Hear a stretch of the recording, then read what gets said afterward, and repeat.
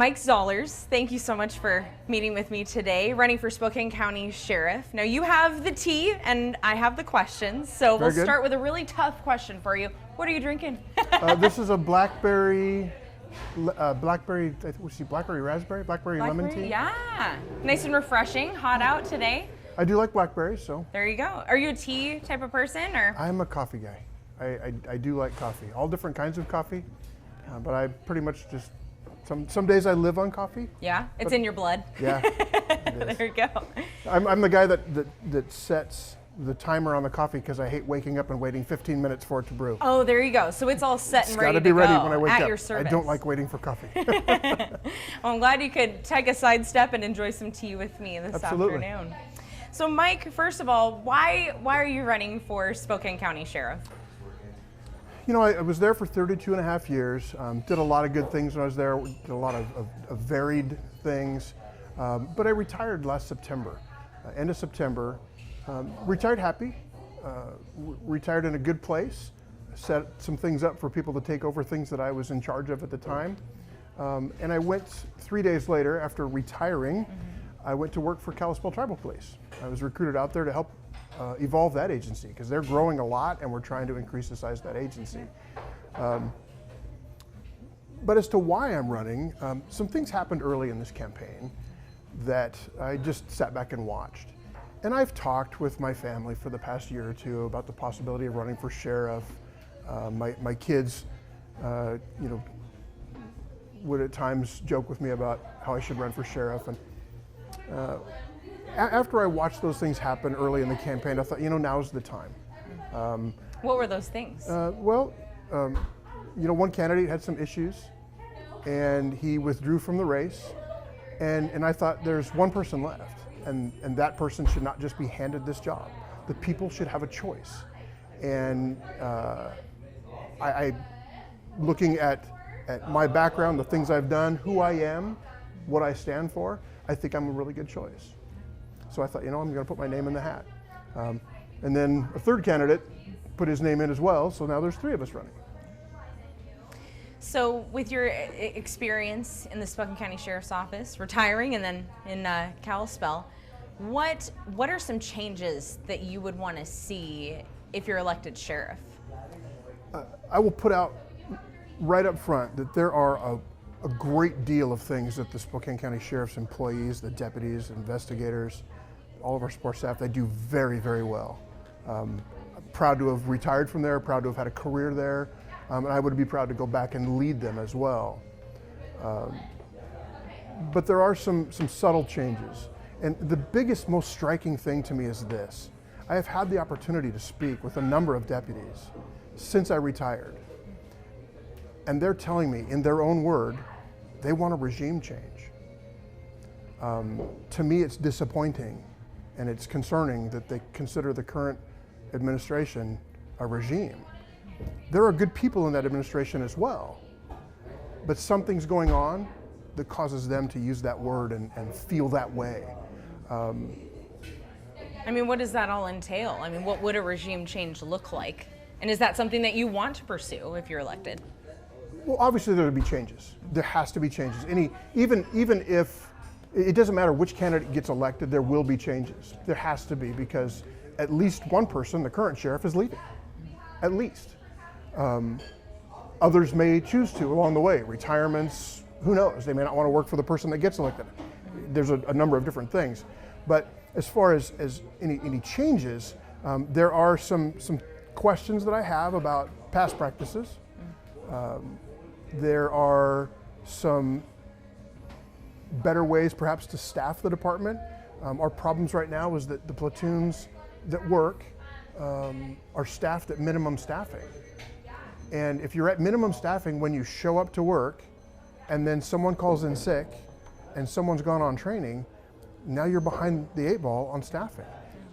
As an example, there's 8 platoons, 2 days, 2 nights in both the valley and the county. Or unincorporated as we refer to it, Valley Precinct, unincorporated precinct. Yep. So if you have 6 on minimum staff in the valley with a sergeant and 10 on minimum staff in the county with a sergeant, if you have one person that calls for a vacation day because by contract you have to give at least one vacation day if someone asks for it, and then someone calls in sick, or someone's gone on training. In the county, you're down 30% on your manpower to start the day, and in the valley, you're down 50%. So we paid for years. We've paid overtime, staggering amounts of overtime, just to make minimum staffing each day. To the point where, at times when I was a sergeant and lieutenant, I would call people at home individually and almost beg them to come in, joke with them. I just need you to sit upright and breathe on your own for 12 hours. I'll put you on the desk. I'll put you in the slowest district I can. Please come in, just to get enough people to do the job. Now, they've entered into an MOU with the Deputy Sheriff's Association to pay double time, just to make minimum staffing. And the sergeants are eligible for that as well. I don't want to take overtime away from anybody. Overtime happens in law enforcement. It happens because something big happens during the shift, or something happens at the end of the shift that's going to carry over, or you have a call out of a specialized team. It happens. Overtime happens, and you can only budget as much as you can for it. Some of it is a big unknown. So I don't want to take the overtime away from people, but that's a lot of money. And when do you stop throwing money at the problem? You can't keep fixing the problem with money. I've used the analogy of we get a lot of laterals that are coming here. We're trying to hire people. I say we, but I don't really work there anymore, so I can't really say we. Sure. But we've got a lot of laterals coming from other places. They're hiring people. But a lateral now who comes just right now from, it's my understanding there's at least 2 people that have lateraled from the Spokane Police Department over to the Sheriff's Office. That's the first time that's ever happened, to my knowledge, because the pay is now comparable. But just to change uniforms and change badges and change employers, they're getting $25,000 bonus as a lateral per person. It's a lot of money. Again, throwing money at the problem. And it's kind of like putting a fresh paint job on a used car. Go to the lot, looks like a nice car, it looks new because it's got a brand new paint job, all the dents are out of it. Smells even new because it smells like that fresh paint.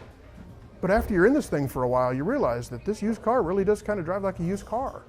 And so I think we're getting good people that come here, but they're also realizing that many of the issues that we have, and every agency, every company, every business has them, are many of the same issues that they left, but we've got them here and it costs us $25,000 to kill them. In the issues, you're talking that short situation. Short staffing, public perception. I'm not slamming you personally, but the media focus on law enforcement nationwide. No one comes and documents the really good things that we do as often as they come and document the bad things we do. And that's frustrating at times. But we can't reenact the bad thing, or the good thing, I guess. We can't reenact the good event where we find a child that's been missing for hours in the woods. Can't reenact that. But the bad things, when they happen, then tend to go on, the ripples go on for hours, if not days or weeks. So that's whenever we have those good stories, I like to push them out. Or if we're gonna do a good event, when I was with our SWAT team, we would do our fundraiser events. We would invite the media to our times when we would meet with the representative of Salvation Army at Sally's house and say, hey, we're gonna go give them the check for our fundraiser that we did for Sally's house. Just to try and get that good press out there, to let the general public know we really are good people. We're doing a job that most people don't want to do. We're doing a job that a lot of people can't do for one reason or another, but it still has to be done. And so I wonder, to kind of narrow it down, the changes that you'd like to see. You mentioned hearing from deputies that they would like to see a regime change. Is that something that you would seek to do in some form or fashion? I mean, what does that look like? Is that something you would pursue? Yes, there would be changes. I have staffing changes in mind that I would like to do. I would move people around. Okay. You want a fresh look. Obviously, you want as the sheriff or a business owner, or wherever you land, you want a team of people around you that can work cohesively together. I don't want a bunch of people that are going to be in my command staff to just nod their heads and agree with me. I don't want them afraid to tell me I'm wrong. I don't want them afraid to tell me that I have a skewed perspective on something. I want them to disagree with me when I'm wrong. I want them to disagree with me if I'm not necessarily wrong, but there's a better way. That breeds good leadership and good decisions. There's some staffing changes.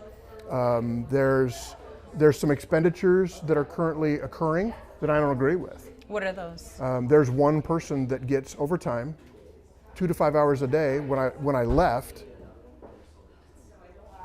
every day, every work Just day. one person? Yeah, one person.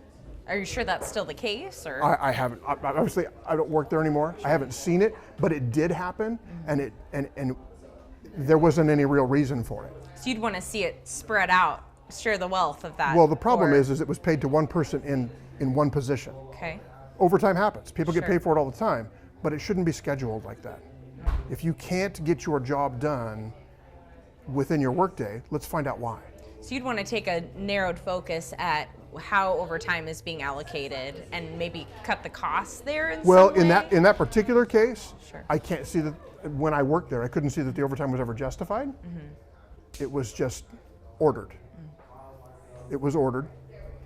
I know the person that used to have to sign the overtime slips. He didn't care for it very much because it was really justified. It's not justified overtime. If somebody says, I've got a big case, or I've got this big investigation, or or we're on a fatal car crash, that's overtime. It happens. That happens. But having it scheduled every day of your work week for how many years? That's crazy. It shouldn't be happening, but it's happening because it was ordered so. There's other overtime issues that have occurred that that a member of command staff tried to tell myself and another lieutenant that we needed to get our guy under control. This lieutenant was getting a ridiculous amount of overtime for no perceptible reason, and we both looked at him and said, "He's not our guy. We're not signing his overtime slips. He doesn't even work in our division. You need to deal with that." But what about bigger picture? Bigger picture. The operations of the sheriff's office within the community. Is there certain changes that you would like to see? Because you had alluded to this, the climate for supporting law enforcement, it's not where it used to be. It's leans more negatively. Yes. So is there things that you would like to see change to address that in Spokane County? Absolutely. I have met with leaders of the minority community just last week. We had a very good, productive, long conversation. They say they want to support me in my efforts. I think we need to focus some of our recruiting efforts locally and with our minority populations. Let's go to their events. Let's set up our recruiting there. Let's talk to them. Let's get them to realize that it's okay to be in law enforcement in Spokane County.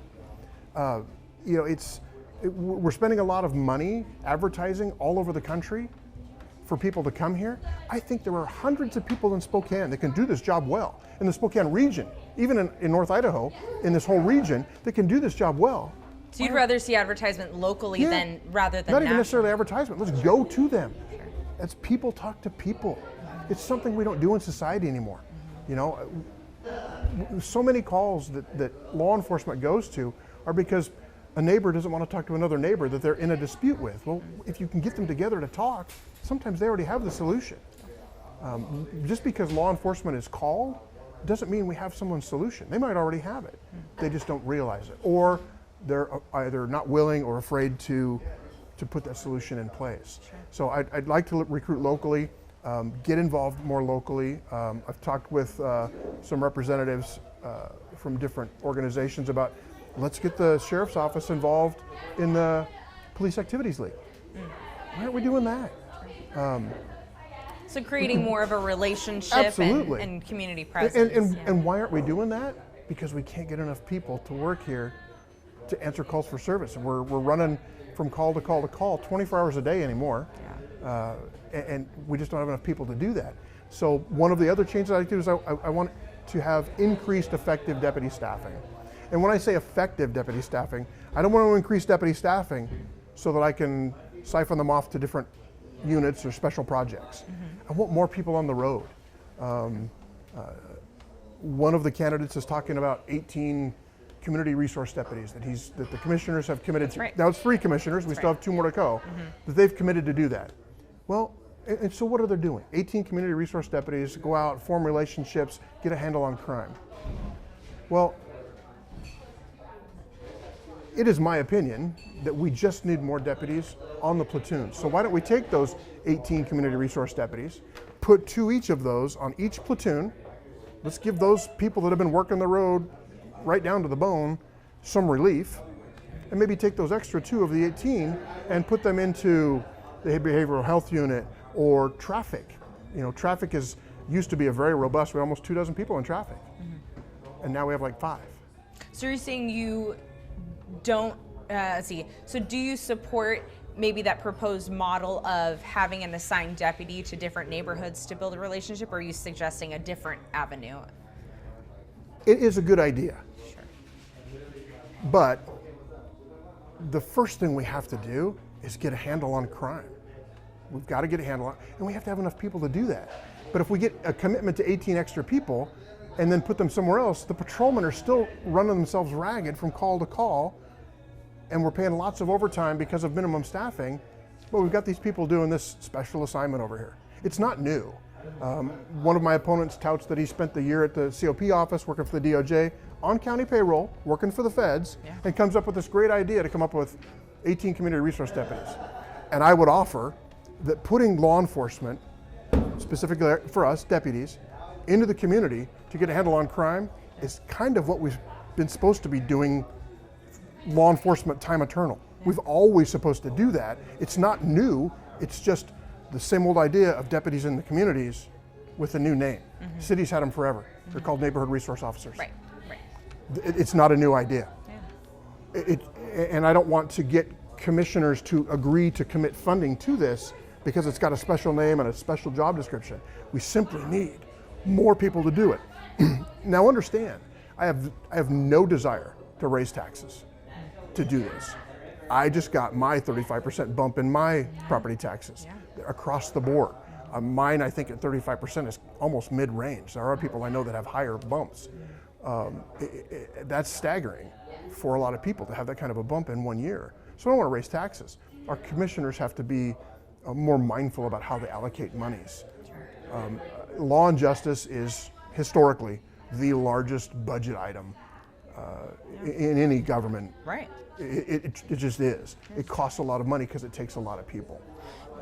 Now you touched on, assigning deputies. Enjoy your tea. Yeah, have a sip. How is it? It's awesome. Awesome. It's a little warm in here, so nice iced tea is good too. So you mentioned we need to get a handle on crime. Yes. And right now, Spokane County is seeing, our county is plagued with drive-by shootings. We're seeing that uptick. It's on the forefront of our community's mind. So if you're elected sheriff, what steps would you take to address this violence and these an increase in drive-by shootings? In the past, we've had a number of different units. We had the career criminal unit, we had the property crimes task force. The city had the PAC team, which is now different, and now they have a different team. I don't know I forget what the name of the new team is that they have. For the city? Yeah. Violent Crimes Task Force, yep. Is that the newest one? Yes, with the mayor, that the mayor formed. Yeah, and so that part of what I want to do is better collaboration. Okay. The city does things and we do things, and we're the 2 biggest players in the region. And I by no means will exclude any of the smaller agencies because they all play a part because these things go everywhere. Our criminals don't care about geopolitical boundaries. We've got to work together better. We truly are, if you think about it, a pocket of population. We have the Idaho state line that we can't go over there and do any law enforcement activity unless we're sworn in. And it has happened. We've gone over there for special tasking, even emergency calls where we've all stood up and raised our right hand and been sworn in by the Kootenai County Undersheriff as reserve deputies or special deputies. But so we've got that border. But then north, south, and west of us, there's really no population center. Everybody comes here for grocery shopping, for entertainment, for outings, for advanced medical care. It's all here. All that crime comes here. So it makes more sense for us to talk to each other a lot more, work together a lot more, throw people together, economies of scale, and let's have those joint units. We have some now, we can do better. Let's work together better. Bring in the smaller agencies. They have good people there that have good knowledge bases of what's going on in the region. Let's bring them all together and keep better tabs on our criminals. The drive-by shooting thing, the most recent one, that's new for Spokane. That's interesting. That had a new dynamic to it. On the back end of that, one has to ask, with the criminal histories of some of these people involved in these things, why are they out in circulation? Why are they not getting very harsh sentences? So on the law side, we can investigate, we can arrest, we can put people in jail and write really good reports. And writing a really good report is really the only way we can affect what happens after that. Sure. It's prosecutors and it's judges after that that have to make they have to have the good trial, get the conviction, and then establish an appropriate sentence. That seems to not work well right now. I'm currently experiencing issues with our current prosecutor's office where they're kicking back really good cases to us and saying, file those in municipal court when they're felony charges. The information we've gotten is that the prosecutor that's been dealing with us was given direction to clear 6 months of backlog. Well, something as simple as an eluding case that we had out there was kicked back because, and the statement from the prosecutor was, well, how do we know that he was the one being stopped? Well, because he did, and then he ran. So we knew he was being stopped, he knew he was being stopped, and then he ran. And it wasn't a whodunit. We knew who the individual was. The plate matched the person. We already knew, he just committed a crime right in front of us. And it was pushed back and send this to municipal court. Well, it's a felony, first of all, and we can't send it to municipal court because they deal with misdemeanors and gross misdemeanors. Well, and a theme we've heard from leaders in law enforcement is the changes to Washington state laws. A lot of the sheriffs, chiefs, they all came together and said, we feel like our hands are tied. We don't have the same tools we used to have to hold criminals and repeat offenders accountable. So is that maybe what you're alluding to when you mention keeping tabs on these criminals or holding them more accountable than they are now? I mean, how do we address the violence? It's twofold. When I worked Property Crimes Task Force, we recognized that the bulk of our property crime was being committed by a minority of our criminals. So we followed them around. We watched them commit crimes. We sent over what we called binder cases to the prosecutor because the case was thick enough that it would literally be in a binder with 2 or 3 dozen charges at a time on people. We got serious time. We actually did a racketeering case on property crimes, but property and drug crimes were commingled constantly, and they have been, ever since I have been a deputy. Those things have been commingled. Property and drug crimes are commingled. The legislative changes that were made aren't helping. The 2 warnings, 2 deferrals for resources, and then you can charge isn't helping because who's keeping track of the tick marks? It's an unfunded mandate from the legislature. You have to give these warnings, but no one keeps track. No one's established a database. No agency's established a database. The state hasn't established a database. So how many warnings do they really get? So as a result, people are contacted with illegal drugs many times and just let go. Take the drugs because they're still illegal. Take the drugs, put them on property, have them destroyed, and send them on their way. And what have they learned? They've learned nothing. They've learned that it's okay to have drugs. They're just going to take them from you because there's no real teeth to the law. And so that particular law didn't help anything. As an aside, there are other law changes that they made that, in all honesty, in Mike's opinion, were a monumental waste of time and resources. They banned law enforcement from the military surplus items of rockets and rocket launchers, grenades, grenade launchers, bayonets, armed drones. These are all things that no self-respecting civilian law enforcement officer is ever going to use. We're never going to ask for. But they spent thousands of dollars, probably tens of thousands of dollars, in salaries and hundreds of hours solving a non-problem. It's silly. And part of that was anything over 50 caliber as far as firearms. Okay, so that's a 50 caliber sniper rifle is what they say they were talking about. But what they didn't realize is that 12 gauge shotguns, which fire many of our less lethal projectiles used for pain compliance to be able to take people into custody, are fired by 12 gauge shotguns, which are larger than that. Well, that's not what we meant. Well, it's what you wrote. And you spent all of this time and effort solving a non-problem and then hamstringing us. As a result, nobody carries them now. So we're trying to get that fixed.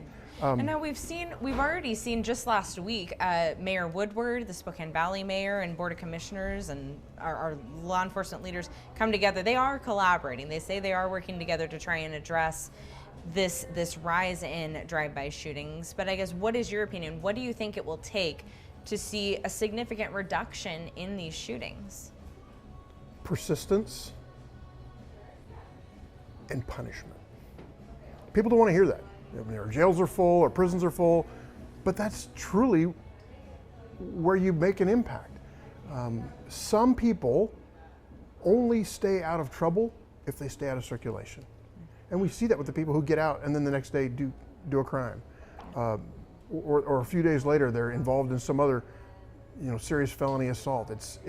It borders on ridiculous sometimes, how prevalent the repeat cycle is. Yeah, how many times in your career have you been shocked to see, I just arrested this guy and he's back out there? And people don't learn. Yeah. They don't learn. There's no teeth to it.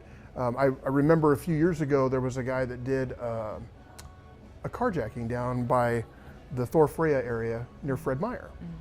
And he had done a carjacking in Seattle, drove to Spokane, did another carjacking, and I think it was 3 days later, if memory serves me correctly, the judge awarded him. This is someone who has proven that he's willing to commit dangerous persons crimes, but apparently he made a really good promise to go to court and behave. So you'd advocate for a harsher sentence Absolutely. to keep those repeat offenders Absolutely. locked away? Absolutely. And then once you're in prison, then you go, and you can put parameters on them. You've got to go to this treatment. You've got to go through anger management. You can put those parameters on them. They have to do those things in the system. We can't change their life before that point. We can't change how they were brought up. We can't change any of the upbringing and the education and the experiences they had. They're at that point in time, but they have to make the change from that point forward. And if that means that they successfully go through programs within an institution, then so be it. Yeah. It is difficult. Years ago when Governor Locke changed good time in prison from 1/3 off to 1/2 off, that just pushed the problem back to the local people, back to the local communities to deal with. It pushes people out of the system quicker. Right. And are they really getting what they need or complying with court orders while they're in that institution? Yeah. So kind of on that note, it's a hot topic always in our country, gun rights. What is your stance on gun rights, and what do you think? I mean, we kind of touched on this with the new Washington gun laws and that sort of thing, but where do you stand with gun rights? I'm a firearms owner, lifetime firearms owner. I hunt, I competitively shoot. I enjoy that. It is recreation for me. None of the firearms that I own, based on their configuration, their style, their caliber, have ever harmed anyone. There are hundreds of thousands of people out there that are perfectly law-abiding gun owners, and these laws are not directed at criminals. So I'm a Second Amendment advocate. I will stand behind that. The Bill of Rights, to me, was very well thought out by a lot of people over 2 centuries ago. I think they still stand the test of time. Again, this is a punishment thing. This is a systemic breakdown where we talk about the mental health laws and flagging people that have mental health issues that on firearms purchases, and then something happens that's horrific. And people look back and say, yeah, we knew. We've always wondered about this guy, or he should have been in this system. Well, why wasn't he? Why wasn't he in that system? Why wasn't he flagged? A lot of the laws that are written, and the firearms industry is very highly regulated. Right. A lot of the laws that are written aren't going to have any effect on criminals, because why? Criminals don't obey the law. That's what makes them criminals. So we're hamstringing regular citizens, we're restricting their rights, we're restricting their ability to protect themselves, to protect their families, to protect even strangers, and they're the ones that are going to get punished for breaking this law when the criminals don't care anyway. Criminals don't care about laws. I mean, those that do stop their criminal behavior and change their lives. If they want to comply with the law because they've decided that wasn't their best life, they want a better life, so they change their behavior. It's all we can say. I don't like the most recent laws that were passed. They are, to me, a violation of the Constitution, both the Washington State and U.S. Constitutions. I don't think they're going to stand the test of time. It is more, in my opinion, what I call feel-good legislation. Feel good because they're doing something. Well, what we should be doing is treating those that break those laws, of felons in possessions of firearms, people that commit assaults and homicides with firearms, those need to be treated very harshly. And now Sheriff Knezovich has been in office for some 16 years, and over that time, he's been pretty vocal on where he stands, whether supporting or not supporting different policies. So if you were to be elected sheriff, how would you handle policies that you do or don't support? I don't have a problem speaking against those. If it's not good for our region, if it's not good for our line of work or our agency, I have no problem opposing something like that. I have no problem expressing my opinion. But I would make it clear that it's my opinion. Sure. I don't want anybody to think that Spokane County takes a stance in that respect. It would be my opinion. Mm-hmm. You can't take it personally. I mean, it's the law's written. Some people feel good about it. They think it's a good thing. It's not directed, I think, personally. So you can't react personally. I don't think you can react angrily about it, but you have to be clear about what your stance is. Sure. Have you enjoyed your tea so far? It is. It's really good tea. I take a little tea break here. Yeah. Well, we're moving right along here. We kind of talked about the recruitment, but if we could kind of dial down into Spokane County is growing. It is booming. We've done a lot of segments on just how that's impacted our crime here. We're seeing more people, more crime, more need for housing. So if you were elected into office, I mean, are you prepared, or how are you preparing for this population growth?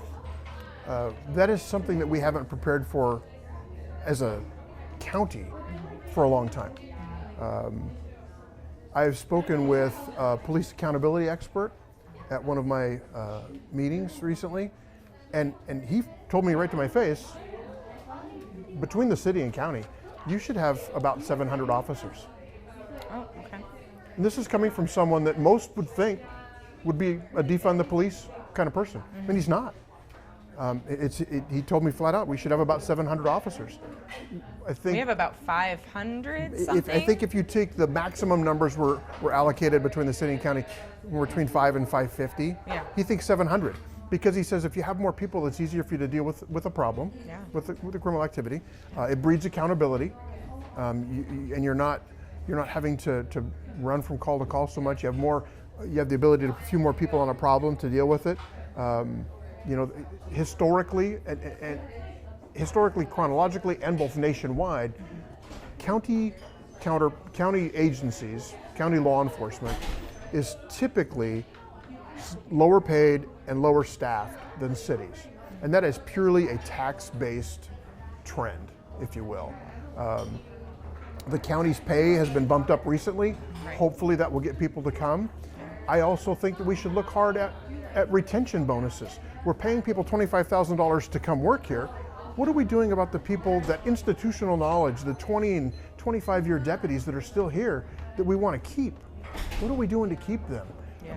Entered into a retention bonus where they sign a contract to stay for another 2, 3, 5 years, whatever it is, whatever we can decide. Mm-hmm. Let's look at retention bonuses. Let's keep those people working for us. That institutional knowledge that walks out of the door sometimes, it's a heavy loss. Right. And you get people that are already experienced, they're already invested in the community, they live here, and they're willing to stay and continue to serve this community. I'm about community service. 33 years in law enforcement, over 38 years as a volunteer firefighter. There's not a candidate in this race that's more committed to community than I am. I believe in it. I've long said that my law enforcement job has paid my bills, allowed me to have a good living and raise a great family. But my volunteer fire job really pays my pride. I do that because I like to do it. I love the firefighters that I work with at my district. They're all great people. I don't mind getting up at 2 or 3 in the morning and going out because somebody needs us. And that's a special call to service, to be willing and have a passion to be getting up at dark 100, right? To be a part of the community and be a part of the, the safety in our community. I've done it since I was 18. Wow. I was actually going for a couple of years before that when my dad was the Milan fire chief back when Milan had a fire station. Sure. And I would go with him and help. I would go and get flares from the truck and go get stuff for them back when you could do that. Sure. When I was a kid. But tell me I about that. I mean, you're born and raised Spokane. I mean, I wasn't born here. Okay. I was born in California. Okay. My parents moved here when I was 6. My dad moved here for a job opportunity. Mm-hmm. He was a self-employed Snap-on tools dealer for 33 years. Okay. My mom, self-employed cosmetologist for 25 years. So I'm the product of 2 self-employed people. Mm-hmm. I watched my dad work 12 to 16 hour days, 5 to 7 days a week. Mm-hmm. I helped out. My allowance was earned by checking in my dad's tool orders. Yeah. I would check in the weekly order and tell him, here's what you got that you ordered, here's what you didn't get that you ordered, here's what they sent you that you didn't order, because company would try and slide stuff into the order. And I would then take all those tools and put them away. I knew where everything was on the truck. I would ride with him in the summertime on the route sometimes during the day. Sometimes they would stay overnight in Colville because he had a lot of customers way up north. And I would go with him and he would send me out to the truck and I would go get the tools, and that was how I earned my allowance as a kid. And so that's taught me a lot from a young age of the value of money. Sure. And I like to tell people, I know the value of $2. The dollar earned, but more importantly, the dollar spent. Mm-hmm. We have to be very frugal with the taxpayers' dollars. I think that's something that at times gets overlooked. It's very important. I think we need to be far more transparent about where those tax dollars are being spent and how they're being spent. That's important to me. It's important to me that people don't necessarily agree with this expenditure, but respect the reason why it's being spent. Sure. And like I said before, there are some questions that I have about those things, and I want to get to the bottom of them. There's $300,000 of COVID monies that were spent on a single forward-looking infrared radar unit for the helicopter. How do you justify that? I don't know. I don't know what the parameters are, but I'd like to know because people have asked me about it. Right. Roughly $56,000 in overtime that was spent on a particular deputy in overtime costs that was never addressed. We were told that we needed to get our lieutenant in line, and we're like, no, that's not the case. He's not our guy. Overtime for one particular position that doesn't appear to need it. That's kind of the frustrating stuff. Sure. But I also want to look at the economies of scale. We have this training center that's going in out at 902 and Craig. Mm-hmm. In my opinion, that's a poor place for it. It's truly a poor place. But at least on the positive side, for once, the county commissioners have agreed to build something on county ground. We're not leasing. Sure. For years, the SWAT team leased a building because it was the best one we could find to house all of our SWAT gear. It's silly. There's so much county ground around. Why we're not building anything? The county didn't want to build anything. So we're going to build this out there now. There's no housing infrastructure. There's no food infrastructure out there. Okay, so this ship has sailed, and we have this as an agreement with basically the Department of Defense for $40 million to run with the range, and Fairchild will get the lion's share of the time on that range. That might end up being a good thing, but it's very limited. It's almost as limited as the Chase Road Training Center that we currently use. Sure. So let's look at the economies of scale. Every law enforcement officer in the state of Washington has the same annual requirements. CJTC requires that we do so many hours in so many different disciplines of training every year. We call it in-service training. Okay, so if every officer has the same, if the county has 10 or 15 training days, and the city has 15 or 20 training days, and Liberty Lake has a couple, and Cheney has a couple, and at my current agency, we're trying to figure out how we can have a couple of training days because of our low staff. Let's all throw in together. So let's take this training center and let's form a true regional training unit. And I've spoken with the CJTC director, Monica Alexander. Okay. She thinks it's a good idea, but obviously I'm not the sheriff, so she can't Not say. yet. She We don't can't, know. I know, but if it happens, I'm gonna make that happen. So let's Mike, make that happen. I do want to ask. There's 3 candidates running for sheriff, right? Yes. And we're coming out of a term with the sheriff who's been around for several years. So what is going to make you stand out against the other 2 candidates? What should people look for? First of all, is my commitment to community. I mean, I'm a lifetime public servant on public safety side since I was 18 and before. I am willing to make hard decisions. I am willing to tell people no, and I won't take things personal. And there have been a lot of relationships that have been damaged by our current administration with stubbornness and anger, and it's not necessary.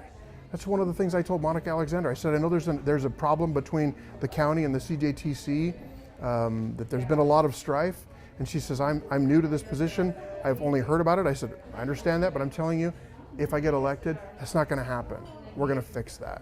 And part of that was the sheriff wanted to have his own internal academy without the blessing of Criminal Justice Training Commission, who is, by law, the leader in criminal justice training throughout the state. So he does his own academy, and then, not a surprise really to anybody on the outside, the Criminal Justice Training Commission declines to certify the academy. So those kids have gone to an academy for 6 months, and they did other things along the way. They were doing busy work out at the training center. They went to this academy for 6 months, and then they had to go again, another 6 months. So we've wasted 6 months of salary. We've wasted 6 months of overtime to teach them, only to have them do it again, knowing up front that he didn't have the blessing of Criminal Justice Training Commission. That's just a monstrous waste of money. I don't know what it's going to come out to, but I would guess somewhere at least probably in the $500,000 range. Yeah. That's wasted taxpayer money. Mike, what kind of strikes me as interesting is your recent steps in your career. So you retired and Yes. then decided to come back. Why was that? Well, I didn't really retire. Oh, If you look at it that way, I retired. you didn't really commit to the retirement life. Well, huh? I retired. Here's how this transpires. A friend of mine that works for Kalispell Tribe as a law enforcement officer. He's my captain now. He goes through the whole law enforcement officer and firefighter retirement system, and basically says, every day you don't draw from left is the day you won't. Well, in the state of Washington, we can draw at 53, our full retirement. There's no medical, no dental. It's just your monthly payment. So at the time, I was already 55. I'm like, it makes sense. So I retire, I draw my law enforcement retirement, and I go to Kalispell Tribe. They're not a left agency. It's all internal. We have a 401k.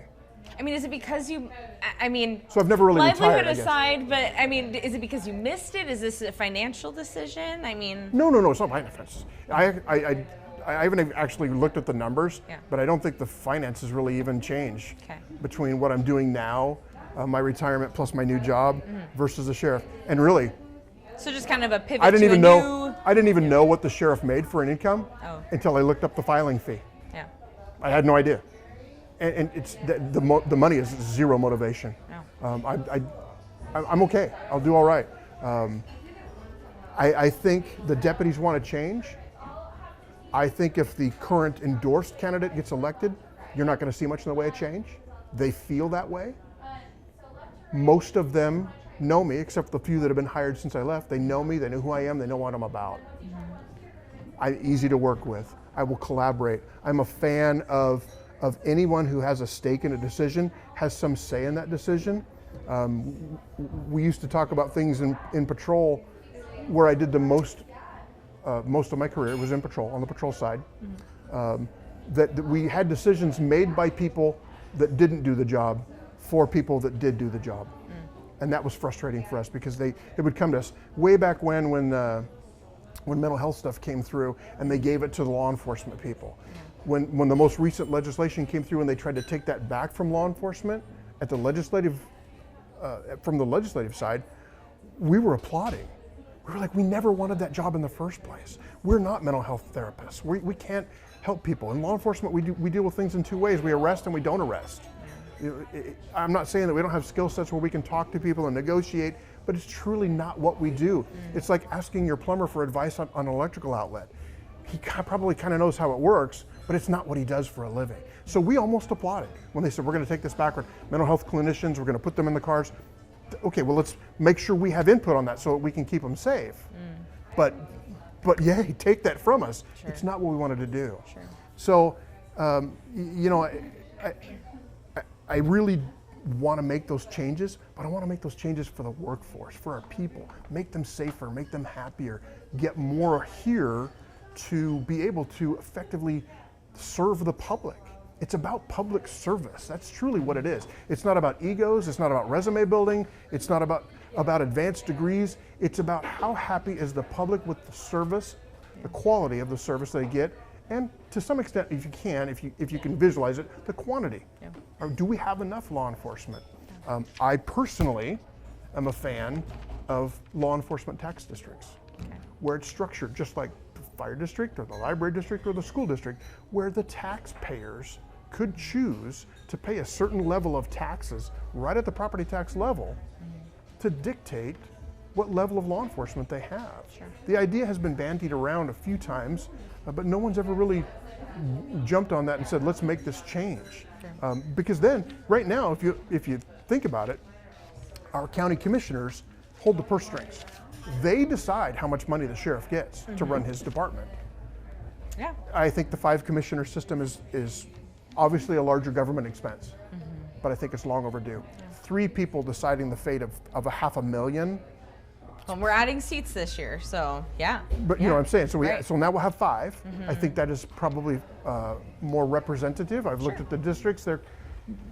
I don't necessarily agree completely with the boundaries, but at least it's better distributed. Yeah. And you'll have 5 voices instead of 3. It's easier to make a quorum. And I don't think that you're going to see so much of, well, we've got 2 to 1, we win. I think you'll see better thought out decisions that are more fair, more equitable, and probably better in the long run for this whole region. So Mike, I do want to move on to some viewer questions that we had come in for our sheriff's candidates. One of them being talking about our jail system. So would you support a new jail that also focused on addressing drug and alcohol abuse diversion programs instead of incarceration? Where do you land on our Spokane County jail? We need a new jail for 2 reasons. First and foremost, the jail that we have is worn out. It's what? It's worn out. Yeah. It's done. How do you mean? We are pouring money into the operating systems of that place. The elevators go down constantly. It's 40 some years old. Yeah. I can't remember the exact date, but I think it's about 40 years old. The elevators go down, and when the elevators go down, if one elevator goes down, the jail goes into lockdown. Oh. They have to, because they don't have enough elevators to move people around for court, for emergencies, whatever. So they lock down the jail. So elevators are failing. The operating systems are failing. The public safety building's in the same boat in some places. We're putting million cycle doors on these sally ports at the public safety building and the jail, and then we wear them out. It can't be safe either. No, they wear out. So there would be times when you'd have to walk your prisoner in, or drive around to the front and back into to the north door, drive around the side and back into the north door because they can't make the main door open because it's down. So the jail itself is just worn out. And then years ago when they installed all of the vent piping on the outside of the jail, that's an add-on. That was for vent circulation problems, and it's just worn out. The problem you have is that if you had your architecture all good to go, everything was certified, everything was planned out, all written, contractor selected, everything. If you broke ground today, you're 2 or 3 years building the place. Sure. And we all know that none of that is done. Because so what's the second reason? The second reason is our jail is full. It's been full for decades. It was full shortly after it was built. And part of that is obviously the incarceration piece, but crime isn't going away. It's getting worse. It always seems to get worse. I think you can solve some of that with presence. You can solve some of that with social programs. You can solve some of that, by people having better opportunities as young people, better living wage. I mean, it's such a multifaceted issue, but it's full. I don't know that a jail should have diversion programs. Diversion programs could work in concert with incarceration, and I'm okay and would be in favor of social programs as long as you're getting a good result for them, as long as you're getting that benefit. If you're not getting a benefit, you might as well be handing out $5 bills at the stop sign to people because you're not getting the benefit. So let's do the social programs that work, the diversion, the alcohol schools, the anger management. Let's do those programs that continue to work, the mental health issues that we know are rampant, and this starts at the federal level. Back in the 70s when they started closing down federal or mental institutions and pushing people back out into society and letting basically the public just deal with it. Let's have those programs, but they cannot be instead of incarceration. They have to be either or. This is very much like raising children. Either you do this or this happens. And you have to have that leverage to get compliance. Some people go through that process and they won't comply. Some people go through the process and they realize that they can be a better person. They can be a contributing member to society and support themselves and have employment and basically be good. I'm not asking for everybody to not have vices or anything, but contribute. Don't be a burden, be a contributor. Raise your own family, have your own job, be happy, and don't commit crimes to feed what problems you have or commit crimes and blame it on mental health. So they can't be instead of. Got to be either or. You can't just send someone to diversion and then when they fail that course, send them to another diversion. There has to be, at some point, a punishment for that. I'm surprised this jail question keeps coming up. I'm surprised that it comes up because it's been asked of me twice by a Democrat who I would think wouldn't want that, would want the social programs. But truly, the infrastructure that we have, the building we have, is worn out. So I think we're winding down on our tea here. I think last question I'll ask you is when voters come to make a decision, come primary election and moving forward, what do you hope is the takeaway of voting for you? What do you hope they take away from your conversation here? I want them to elect me for the content of my character, for who I am. Don't be enamored with extensive degrees and massive amounts of signs that are posted all over the county. Look at the person. Elect the person that you want to lead your law enforcement. Elect the person, the content of my character, my lifetime of public service. In my volunteer fire site, I think I made $1,200 one year, and that was when I had a really long class, my EMT class. There's no money in it. It's pride. It's public service. It's giving back. I've unblemished disciplinary history with the Sheriff's Office. I've varied experience. I've worked traffic patrol investigations. I was a SWAT team commander. I was the TAC team commander when we stood up our TAC team a couple years ago during our social unrest. We didn't have any issues. We didn't have any use of force problems. My guys, proud of those young guys. They had 8 hours, 1 day of training, and then we had a protest. And they stood the line. None of them stepped backwards. Very proud of those young men. But that's who I'm really hoping that they look at, is a lot of those people in the EMS side and the law enforcement side throughout our region. They know who I am. They know what I stand for. I'm not going to back down from people because I don't like what's happening, but I'm not going to stand up to people because of pride or because I want to be the right guy in the room. I want what's best for our community. I want them to choose the person that they feel would be best for our community, because if I'm elected, I change nothing. We, the people of this county, can change a lot of things, and I'm going to solicit that input. I want to have town hall meetings, maybe once a quarter or once every 6 months. I'll rent a Grange Hall. I've looked into it. I can rent a Grange Hall for $300 for the day. I'll pay for it. I'll do it myself. But I want people to come in and talk with us. I intend to have my command staff once a month go out and work patrol, go out there, connect with our people, not just on day shift, on nights. Mr. Knowles apparently went to roll calls and said he was talking to them about problems, and he was quoted as saying he had no idea how bad it is. And my thought is, you just executed an MOU for double time for minimum staffing. How can you not know how bad it is? How can you not know? I knew, and I was in an office job as a patrol lieutenant. It was mostly office. It was to get out with my guys every now and then. So we've got to make those changes. And it's not about having happy workers. I mean, happy workers are great. We all want to be happy in our employment, at our chosen career field, but it's about safety, and it's safety for them, it's safety for the public. We've got to get a handle on crime. We have to look at our recyclers.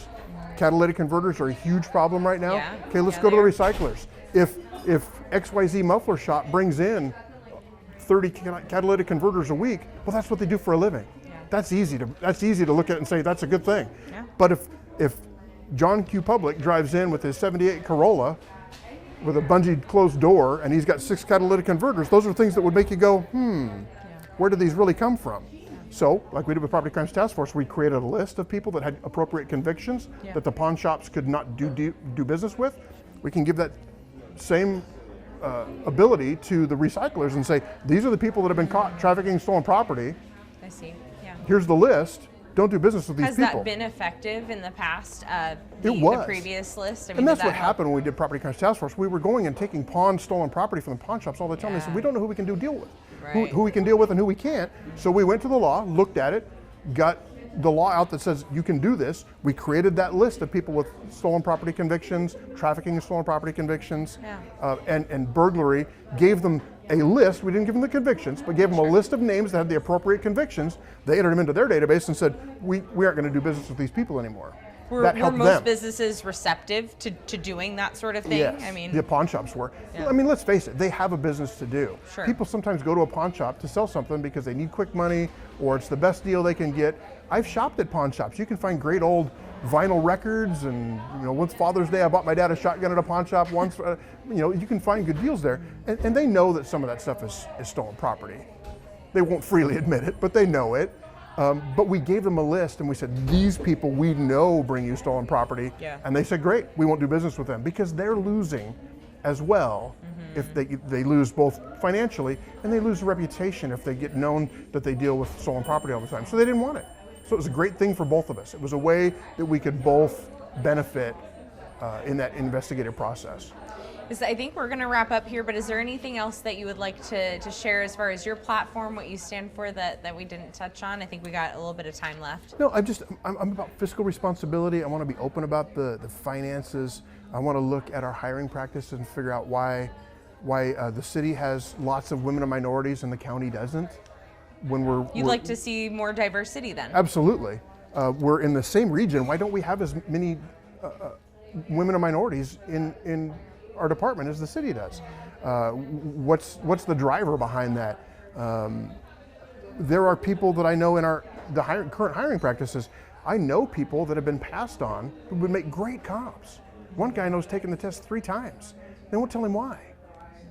Other people that we pass on then go to our sister agency at the city and have a long, well-paid career. Why did we pass on them? Why do we not have those people? Wow. It boggles my mind sometimes. And the other thing I've heard is that our hiring practice is broken because sometimes people go for months and don't hear anything and then call in to get information. So we need to keep better communication with our people. I think the other side might even argue in the hiring practices realm that maybe it's because there's such a high standard. We're keeping to a high standard. I mean, is there any truth to that in that process? I mean, we keep to a high standard, but some of those standards are dictated by the state. They've changed. They've changed the physical requirements. Yeah. They've lessened those. I'm not necessarily in favor of that. I mean, you have to stay in shape. Because even Sheriff Knezovich in the hiring with the advertising nationally and locally, we had talked about, okay, how much of a return are you making on those advertisements? And he said, we're getting a lot of applications. We're seeing a lot of people want to come work for us, but we have to keep that threshold, to meet this standard. And he says, I want the very best. So do you think maybe we're passing on too many in that regard? Perhaps. I mean, I'm not part of the hiring process, so I would need to look at it. Yeah. I know that we have had people that have come here highly touted that have failed here as laterals. They failed. Yeah. They come highly touted from someplace else, we get them here and they fail. Or they just say, yeah, this isn't for me, and they leave, they go back.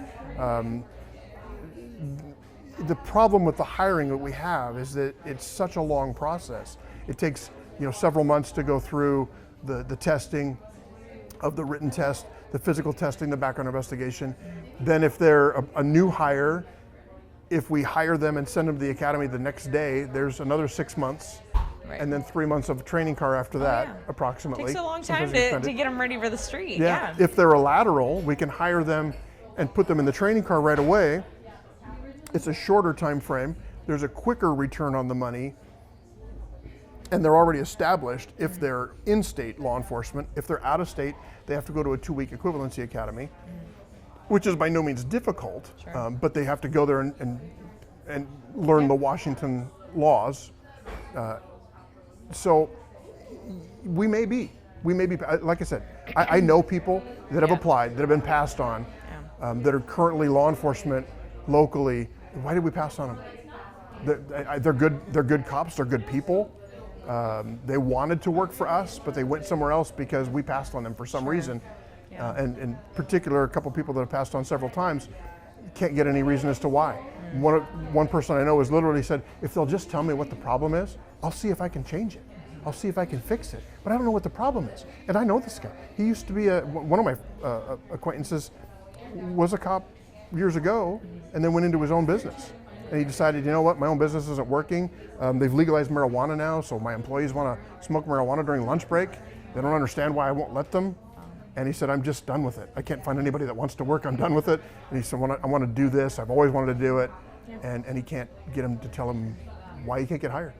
Another person who's a very successful officer with the city tried with us a couple of times. We passed on him. He said, I would rather work for the county. It wasn't about the money for him. It was the style of work out in the county that he wanted to do. And we passed on him. That personally is a little frustrating when you know they're going to be a good cop, because they are right now, but we didn't take them for some reason. So you can get lots of applications. You can broadcast far and wide to get lots of applications, but you're right. We do want the best. We want the best law enforcement here. But you have to make sure that you're making those decisions, not necessarily personally, but professionally, and make sure that we're doing our best to fill those roles. We're talking about how we're going to add people, and Mr. Knowles says that within 18 months we'll be fully staffed at 257 deputies. We're beating attrition. Are we? Attrition happens. It continues to happen. People retire, people leave. But 257 deputies is like 25 or 30-year-old staffing number. So we're fully staffed, and that's true insofar as it goes, but where should we really be with the population that we have? 0.7 officers per thousand is where we're at. We are pretty We should be at low. 1.2. Yeah, I think we're the lowest at that rate in the state. We are. Yeah. We should be at 1.2. So fully staffed for allocated positions, or should we get the commissioners to agree to allocate us more positions? Should we be at a more realistic number? We can't just keep running from call to call and wearing our people out and then go from time and a half to double time, throw more money at the problem, because we stopped being able to get people to volunteer at time and a half, so we upped it to double time. So where does that stop?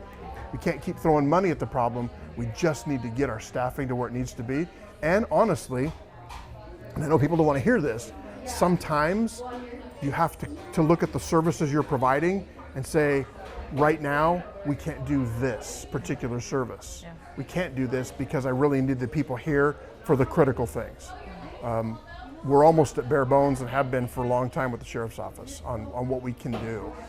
It is a difficult decision to make, but we might have to say, we're going to have to curtail this for a little while. Maybe this is a phone-in report for now, and take that stance for a time until we can get our staffing where it really needs to be. Sounds like you're looking to shake things up a little bit, bring a little bit of change to Spokane County. That is the hope. That is the desire of the current workforce, is to get those changes made. Right. Well, thank you so much, Mike, for sitting down and talking through this with me and letting us get to know you a little bit better. Absolutely. Best of luck to Thank you in the election. We'll see how it goes in the primaries. I truly appreciate it. Thank you so much.